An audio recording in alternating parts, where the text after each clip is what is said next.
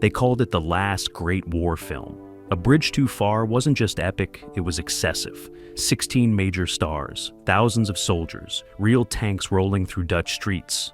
But behind the medals and the mayhem, nothing went according to plan. The director nearly quit. One actor refused to jump. In the budget, it spiraled so far out of control, the studio considered pulling the plug mid-shoot.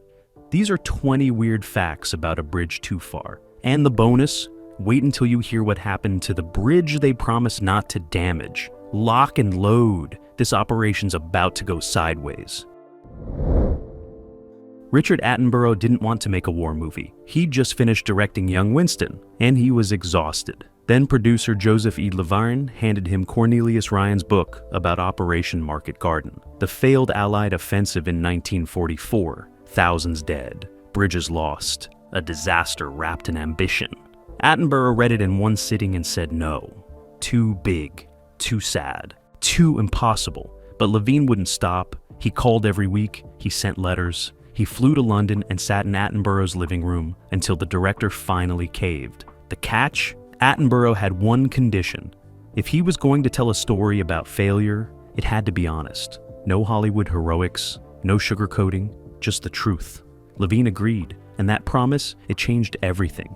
Because what they ended up making wasn't a celebration of war. It was a warning, a film that showed how arrogance and miscommunication could cost thousands of lives. Attenborough later said he made the movie because he never wanted another generation to glorify what happened at Arnhem. And from the very first meeting, that mission became sacred, no matter how much chaos followed. Most war films cast a handful of stars to anchor the story. A Bridge Too Far cast 16, Sean Connery, Michael Caine, Gene Hackman, Anthony Hopkins, Robert Redford, Laurence Olivier, Dirk Bogard, James Caan, Ryan O'Neal, Elliot Gould, Maximilian Schell, Liv Ullmann, every one of them a headliner, every one of them demanding their own trailer, their own schedule, their own creative input. The logistics were a nightmare. Agents fought over billing, co-stars refused to share scenes. And Attenborough, he spent half his time mediating ego battles instead of directing. At one point, Sean Connery reportedly told a producer, "I didn't sign up to be part of an ensemble. I signed up to be the lead." The producer had to gently remind him that everyone else had been told the exact same thing. There was no lead. It was organized chaos, but somehow Attenborough made it work. He gave each actor their moment. He let them own their scenes. And in doing so, he turned what could have been a vanity project into something surprisingly grounded. Because when you have that many egos in one place, the only way forward is humility. And in a film about a catastrophic military failure, humility was the perfect tone. James Caan, Michael Caine, Sean Connery, Edward Fox, Elliot Gould, Gene Hackman, Anthony Hopkins, Hardy Kruger, Laurence Olivier, Ryan O'Neal, Robert Redford, Maximilian Schell. They didn't use miniatures. They didn't fake the explosions. A Bridge Too Far brought in the real thing. Actual British tanks, authentic German half-track vehicles, paratroopers in full World War II gear. The production purchased surplus military equipment from governments across Europe, jeeps that had rolled through Normandy, planes that had dropped soldiers into occupied France. All of it restored, repainted, and put back into action for the cameras. And the cost? Astronomical. At one point, the production was spending more per day on equipment rental than some films spent on their entire shoot. But Attenborough insisted. He wanted the audience to feel the weight of history, to see the machinery of war exactly as it had been. No shortcuts, no substitutes. And when those tanks rolled onto the set in the Netherlands, veterans who'd fought in the real Operation Market Garden stood on the sidelines watching. Some cried, others saluted. One British paratrooper, who served as a technical advisor, reportedly told Attenborough, "I never thought I'd see these bastards again." It wasn't just filmmaking, it was remembrance, a reconstruction of a battle that had been buried under decades of silence. And for the men who lived it, seeing their war brought back to life was both haunting and healing. World War II. The Arnhem Bridge was sacred. It stood as a memorial to the soldiers who died trying to hold it in 1944. The Dutch government agreed to let the production film on location, but with one strict rule: do not damage the bridge, not a scratch, not a crack. Richard Attenborough gave his word. The crew set up carefully. They rigged cameras. They staged action sequences. They rehearsed every explosion to ensure nothing would touch the structure itself. And for weeks, it worked perfectly. Then came the final battle sequence. Pyrotechnics everywhere, stuntmen diving, tanks firing blanks. The scene required multiple takes, more explosions, more chaos. And in the middle of it all, something went wrong. A charge detonated too close. Debris flew. And when the smoke cleared, there it was. A chunk of the bridge's stonework cracked and scorched. The crew froze. Attenborough went pale. The Dutch officials were furious. Apologies were issued, repairs were promised, and the production paid a hefty fine to restore the bridge to its original condition. But the damage was done. Not just to the stone, but to the trust. Attenborough later called it one of the worst moments of his career, because he'd made a promise to honor the fallen, and in trying to tell their story, he'd hurt the very monument built to remember them. Robert Redford hated heights, despised them, and nobody told him his character, Major Julian Cook, would have to cross a river under heavy fire in a flimsy canvas boat. When he arrived on set and saw the setup, massive water tanks, choppy waves, explosions rigged overhead, he went straight to Attenborough. "I can't do this," he said. The director thought he was joking. He wasn't. Redford had a genuine phobia. The idea of being trapped in a boat, surrounded by water and fire, made him physically ill. But the scene was critical. It was one of the most harrowing moments of the real battle. Attenborough couldn't cut it, so they negotiated. Redford agreed to do it, but only if they limited the takes. No endless reshoots, no perfectionism. Get it right the first time or move on. The crew prepped meticulously. They rehearsed without Redford. They timed every explosion. And when the cameras finally rolled, Redford climbed into that boat, white-knuckled and terrified, and gave one of the most intense performances of his career. You can see it in his eyes. That's not acting. That's real fear. And when Attenborough called cut, Redford climbed out, walked off set, and didn't speak to anyone for an hour. He'd done it, but he never wanted to do anything like it again. Dirk Bogard played Lieutenant General Frederick Browning, one of the architects of Operation Market Garden, and he didn't just research the role, he lived it. Bogard had served in World War II himself. He'd been there, he'd seen combat, and when he read the script, something shifted. This wasn't just another acting job, it was personal. He reached out to veterans, he studied Browning's letters, he visited the actual battlefields in the Netherlands, walking the same routes the soldiers had taken in 1944. And on set, he became obsessed with accuracy. He corrected the costume department when they got a medal wrong. He adjusted his posture based on military protocol. He even changed lines of dialogue if they didn't match the historical record. At one point, Attenborough had to pull him aside and say, "Dirk, it's okay to take some creative license." Bogard shook his head. "Not with this," he said, because to him, every detail mattered. Every choice was a tribute. And in his performance, you can feel that weight. He doesn't play Browning as a villain or a hero. He plays him as a man haunted by a decision that cost thousands of lives. And that complexity, that refusal to simplify, made his portrayal unforgettable.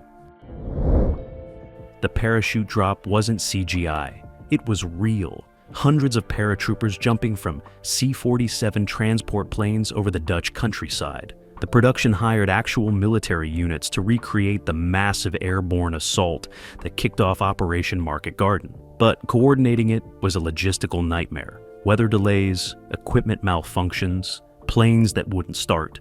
And then there was the issue of timing. Every jumper had to exit the plane at the exact right moment to land in frame. Miss by a second, and they'd be miles off target. The crew did 23 practice runs. 23. And even then, things went wrong. On the day of the actual shoot, one paratrooper's chute malfunctioned. He pulled his reserve just in time, but landed hard in a field half a mile from the designated zone. The cameras didn't catch it, but the medics did. He walked away with a sprained ankle and a story he'd tell for the rest of his life. Meanwhile, the footage they captured, hundreds of white parachutes filling the sky, became one of the most iconic images in war film history. No special effects, no digital trickery, just men falling from the sky exactly as their predecessors had 33 years earlier. And for the veterans watching, it was like stepping back in time. I'm on the run. Anthony Hopkins almost walked off the set. Not because of the director, not because of the script, because of the food. Hopkins had specific dietary needs, and the catering on location in the Netherlands wasn't cutting it. He complained, politely at first, then more forcefully. He asked for changes. He brought his own meals. But after 2 weeks of cold sandwiches and questionable stew, he'd had enough. He told his agent he was done. Packed the bags, booked the flight. He was leaving. Word got back to Attenborough, who immediately intervened. He didn't yell. He didn't guilt trip. He just asked Hopkins to lunch. They sat down at a small restaurant near the set. And over a proper meal, Attenborough made his case. "I need you," he said. "This film needs you, and I promise starting tomorrow, we'll fix this." Hopkins softened. He agreed to stay, but only if the production hired a private chef to handle his meals. They did. And from that point on, Hopkins was locked in. Focused, professional. He delivered one of the most commanding performances in the film as Lieutenant Colonel John Frost, the British officer who held the Arnhem Bridge far longer than anyone thought possible. All because someone finally got him a decent meal. The Dutch extras weren't acting, they were remembering. When the production put out a call for local background performers, hundreds of people showed up. Men and women who'd been children during the Nazi occupation. Families who had hidden Allied soldiers in their homes. Survivors who'd watched the Battle of Arnhem unfold from their windows. And when they put on the period costumes, when they stood in the streets watching the tanks roll by, something happened. The line between past and present blurred. One elderly woman broke down in tears during a scene where German soldiers marched through the town square. She'd seen that exact sight as a girl.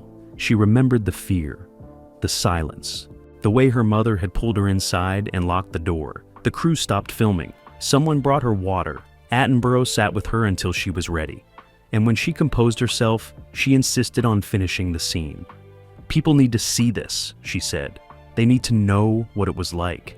That kind of raw emotion, it's in the film. You can see it in the faces of the extras, the fear, the grief, the quiet resilience. Because for many of them, this wasn't a movie, it was memory made visible. And their presence gave A Bridge Too Far a weight that no amount of Hollywood polish could ever replicate.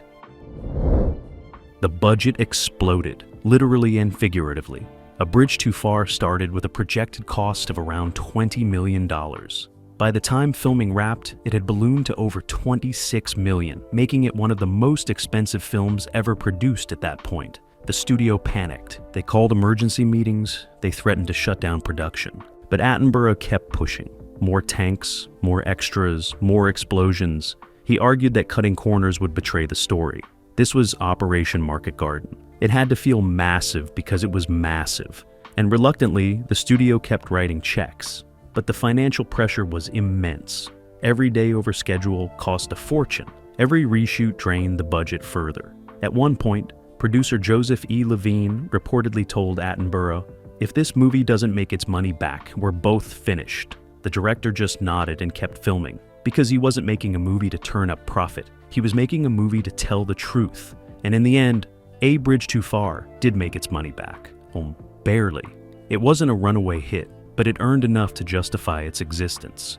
More importantly, it earned something studios can't buy: respect, from critics, from historians, and from the veterans who finally saw their story told with the weight it deserved.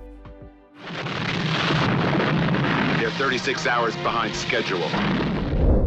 Sean Connery and Michael Caine never shared a scene together, but they shared a trailer, and they hated it. The production was stretched thin. Accommodations were limited. So, someone had the brilliant idea to put two of the biggest stars in cinema in the same mobile dressing room. Bad idea. Connery liked his space quiet. He'd read scripts, meditate, Prepare alone. Caine was the opposite, loud, social, always cracking jokes with the crew. Within days, the tension was thick. Connery would shoot Caine looks when he laughed too loud. Caine would roll his eyes when Connery asked for silence. It came to a head one afternoon when Caine brought a portable radio to listen to a football match. Connery walked in, heard the noise, and without a word, unplugged it. Caine stared at him. "You gotta be kidding." Connery didn't blink. "I'm not." They didn't speak for 3 days. Eventually, the production found separate trailers, but the damage was done. Years later, both actors laughed about it in interviews, but on set, it was dead serious. 2 legends, 1 trailer, 0 compromise. And somehow, despite never appearing together on screen, their off-camera feud became one of the most talked about tensions of the entire shoot. Because even in a film about war, sometimes the real battles happen behind the scenes. The film's opening didn't exist in the original script. Richard Attenborough shot the entire movie, assembled the first cut, and screened it for test audiences. The response was confused. People didn't understand the context. They didn't know why the operation mattered or what the stakes were. So Attenborough went back and added a prologue, archival footage, newsreels, a voiceover explaining the Allied advance across Europe after D-Day. It cost time and money the production didn't have, but it worked. Suddenly, the film had context. The audience understood that Operation Market Garden wasn't just another battle. It was a gamble, a shortcut to end the war by Christmas. And when that gamble failed, it extended the war by months and cost thousands of lives. That opening reframed everything. It turned a sprawling war epic into a tragedy, with a ticking clock. And Attenborough later admitted that, without it, the film would have been incomprehensible to anyone who wasn't a World War II historian. Sometimes the most important scene isn't in the script. Sometimes it's the one you realize you need after everything else is already shot. And in this case, that last-minute addition saved the entire film from collapsing under its own complexity. Laurence Olivier was dying, not in the film, in real life. He'd been battling illness for years, muscle disease, exhaustion, pain that never quite went away. But when Attenborough offered him the role of Dr. John Sponder, a Dutch doctor treating wounded soldiers, Olivier said yes without hesitation. He arrived on set frail, his hands shook. His voice, once commanding, had grown thin. The crew worried he wouldn't make it through his scenes. But when the cameras rolled, something shifted. Olivier found strength. He delivered his lines with quiet dignity. And in one particular scene, where he watches Allied soldiers retreat and realizes the battle is lost, his performance carried a weight that went beyond acting. Because Olivier wasn't just playing a man watching defeat. He was a man confronting his own mortality. You can see it in his eyes, the exhaustion, the acceptance, the refusal to give up even when the end is near. Attenborough later called it one of the most moving performances he'd ever witnessed. And when Olivier finished his final take, the entire crew stood in silence. No one clapped, no one moved. They just watched as he walked off set, knowing they'd witnessed something rare, a legend giving everything he had left. The film's most famous line almost didn't happen. "I think we may be going a bridge too far." Lieutenant General Browning's cautionary words to Field Marshal Montgomery, the phrase that gave the movie its title. In the original script, it was buried in a longer scene, easy to miss, easy to cut, but Dirk Bogard insisted it stay. He fought for it. He told Attenborough that this single line captured the entire tragedy of Operation Market Garden. Arrogance disguised as strategy, a warning ignored, and when the time came to film it, Bogard delivered it perfectly, quiet, understated, a throwaway comment that carried the weight of prophecy. Montgomery dismisses it with a smile, and in that moment, the audience knows. This plan is doomed. The line became iconic. Military historians quoted it, film critics analyzed it, and decades later, it's still used to describe overambitious plans destined to fail. But none of that would have happened if Bogard hadn't recognized its importance. Because sometimes the most powerful moments aren't the explosions or the battles, they're the quiet warnings no one wants to hear. And in a film about a catastrophic failure, that single line of foreshadowing became the heartbeat of the entire story. Gene Hackman didn't want to be there. He'd signed on because the money was good and the cast was impressive. But from day one, he was miserable. The weather in the Netherlands was cold and wet. The schedule was brutal.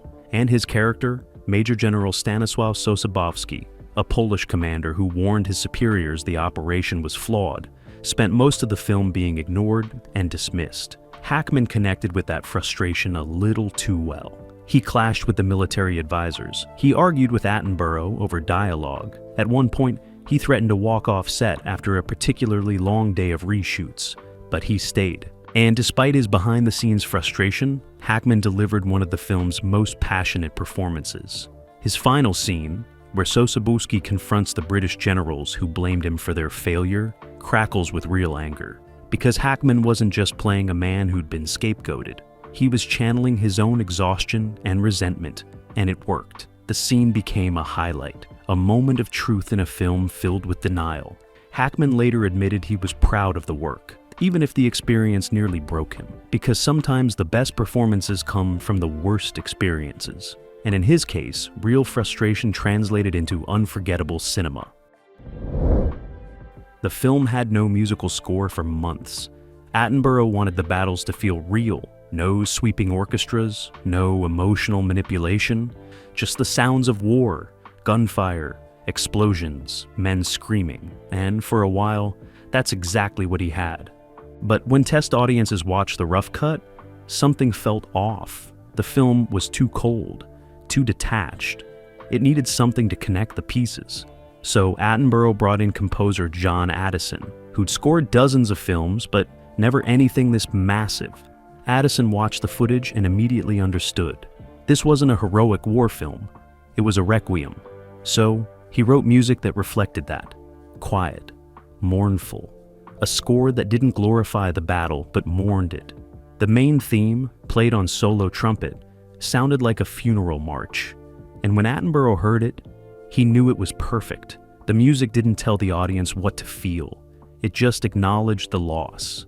And that restraint, that refusal to manipulate, made the emotional moments hit even harder. Because A Bridge Too Far wasn't about triumph. It was about sacrifice. And Addison's score understood that better than anyone. It didn't celebrate the soldiers, it honored them. And in doing so, it gave the film the heart it had been missing. Ryan O'Neal was cast as Brigadier General James Gavin, one of the few commanders who actually succeeded in his objectives during Operation Market Garden. And he was completely out of his depth. O'Neal was a movie star, not a method actor. He showed up, he hit his marks, he said his lines. But he didn't dig deep, he didn't research, and it showed. During rehearsals, military advisors kept pulling him aside to correct his posture, his salute, the way he held his weapon. O'Neal smiled and nodded, then went right back to doing it wrong. Attenborough grew frustrated. He needed O'Neal to embody leadership, to command respect, but the performance felt shallow, hollow. Then, midway through filming, one of the real-life veterans who'd served under Gavin visited the set. He watched O'Neal work, and afterwards, he said something that changed everything. General Gavin wasn't a movie hero. He was a regular guy who did his job well. O'Neal heard that, and something clicked. He stopped trying to be larger than life. He played Gavin as competent, calm, a man doing his duty without fanfare. And suddenly, the performance worked. Because heroism doesn't always look heroic. Sometimes it just looks like someone showing up and doing what needs to be done. The Dutch government loved the film, until they saw it. Then they panicked, because A Bridge Too Far didn't paint Operation Market Garden as a noble effort. It showed it as a disaster. British arrogance, American frustration, Polish sacrifice ignored, and the Dutch caught in the middle. When officials previewed the film, they worried it would damage relations with Britain, that it would reopen old wounds. They requested cuts, softer language, a more balanced portrayal. Attenborough refused. He told them the film wasn't about politics. It was about truth. And the truth was that Operation Market Garden failed because of poor planning, bad intelligence, and commanders who ignored warnings. The Dutch eventually backed down, but the controversy didn't end there. When the film premiered in the Netherlands, protests erupted. Some veterans felt it dishonored the Allied soldiers who died. Others felt it didn't go far enough in criticizing the British command. Attenborough sat through it all quietly. He never defended the film publicly. He just let it speak for itself. And over time, the anger faded, because people realized A Bridge Too Far wasn't trying to assign blame, it was trying to remember. And in a country still scarred by war, that remembrance, however painful, mattered more than comfort. Elliot Gould played Colonel Robert Stout, an American officer navigating the chaos of the operation, and he improvised almost everything. Gould had a reputation for going off script, for adding bits of business, for finding moments the writers never imagined. And Attenborough, surprisingly, encouraged it. He gave Gould freedom to explore, to react naturally, to treat the war as real rather than scripted. And in one scene, that freedom paid off beautifully. Gould's character is briefing soldiers before a jump. The scripted dialogue was straightforward, military, by the book, but Gould threw it out. Instead, he talked to the men like they were human. He cracked a joke. He acknowledged their fear. He made the moment personal. Attenborough loved it. He kept the take. And that improvisation became one of the most memorable scenes in the film, because it reminded the audience that these weren't just soldiers. They were people, scared, hopeful, trying to survive. And Gould's refusal to play it safe, his willingness to break the script and find the truth underneath, gave the film a spontaneity that elevated everything around it. Sometimes the best moments aren't written, they're discovered, and Elliot Gould knew how to discover them better than almost anyone. The film premiered in June 1977, and it bombed, not critically. Reviews were mostly positive, but at the box office, it struggled. Audiences weren't ready for a war film that didn't have a happy ending. They wanted heroes. They wanted victory. They wanted to leave the theater feeling good. A Bridge Too Far gave them none of that. It showed them failure, sacrifice without payoff, commanders making fatal mistakes. And in 1977, fresh off the trauma of Vietnam, American audiences especially didn't want to watch another story about a war gone wrong. The film faded quickly from theaters. It didn't make back its budget domestically, and for years it was considered a financial disappointment. But something strange happened. Over time, its reputation grew. Film schools started teaching it. Military academies used it to illustrate the dangers of overconfidence. And veterans, the ones who'd actually fought in World War II, they watched it and said, "Finally, someone got it right." Today, A Bridge Too Far is considered one of the greatest war films ever made. Not because it celebrates war, because it doesn't. It shows the cost, the chaos, the human toll of decisions made in rooms far from the battlefield. And that honesty, that refusal to lie, is what made it timeless. After the film wrapped, Richard Attenborough visited the Arnhem War Cemetery. Rows of white headstones, thousands of them, Allied soldiers who never made it home. He walked among the graves slowly, reading names, stopping at random markers, and then he found one that stopped him cold. A British paratrooper, 22 years old, killed on September 19, 1944, during the battle for the bridge. Attenborough knelt. He didn't pray, he didn't cry, he just sat there in silence. Later, he told a reporter that making A Bridge Too Far was the hardest thing he'd ever done. Not because of the budget, not because of the egos, but because every frame carried the weight of real lives lost. And standing in that cemetery, he realized something. The film didn't belong to him. It didn't belong to the studio. It belonged to the men buried in that ground. And if even one person watched it and understood the cost of war, then every struggle, every argument, every exhausting day on set was worth it. Because A Bridge Too Far wasn't just a movie, it was a memorial. And memorials aren't built for glory, they're built so we never forget.